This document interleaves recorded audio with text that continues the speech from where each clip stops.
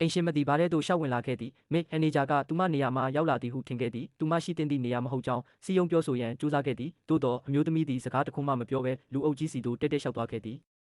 ထို့နောက်သူမ၏အိတ်ထဲမှငွေအထက်လိုက်ကိုထုတ်လိုက်ပြီးသူမအတွက်အချောဆုံးအမျိုးသားကိုရှာပေးရန်ပြောခဲ့သည်အနီးအနားတွင်ရက်နေသောဆယောက်ကထိုမြင်ကွင်းကိုမြင်လိုက်ရသည်သူသည်ထိုအမျိုးသမီးသည်စာလောင်နေသည်ဟုသူ့ဘာသာတွေးလိုက်သည်သို့သောထိုအမျိုးသမီးသည်မကြာမီသူ့အတွက်ဆေးဖြစ်လာမည်ကိုသူလုံးဝမတွေးမိခဲ့ပေ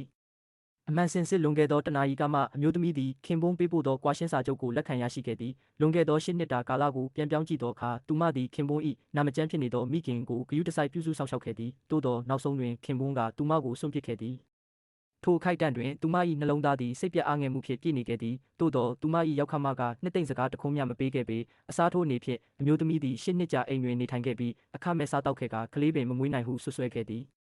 ထိုအခိုက်အတန့်တွင်အမျိုးသမီး၏စိတ်ခံစားချက်များလုံးဝပေါက်ကွဲသွားခဲ့သည်သူမသည်ဤနေရာမှထွက်ခွာရန်နှင့်အပြင်သို့ထွက်၍လွတ်လပ်ပြီးထိန်းချုပ်မှုမဲ့သောဘဝကိုနေထိုင်ရန်ချက်ချင်းဆုံးဖြတ်ခဲ့သည်ထို့ကြောင့်သူမသည်ရောက်ခမအတွက်ပြင်ဆင်ထားသောစေကူတာစရိတ်ကိုအမြန်ယူပြီးဘားသို့တက်သွားခဲ့သည်မန်နေဂျာကသူမငွေများကိုရက်ရက်ရောရောသုံးစွဲသည်ကိုမြင်သောအခါသူမအတွက်အခန်းတစ်ခန်းကိုအမြန်စီစဉ်ပေးခဲ့သည်သို့တော်မည်သူမျှမမျှော်လင့်နိုင်ခဲ့သည်မှာအရက်မူးနေသောအမျိုးသမီးသည်အခန်းမသို့ရောက်သွားခဲ့သည်ထိုအခန်းတွင်နေထိုင်နေသူမှာအမျိုးသမီးနှင့်တမတည့်သောဆရာဖြစ်နေခဲ့ခြင်းပင်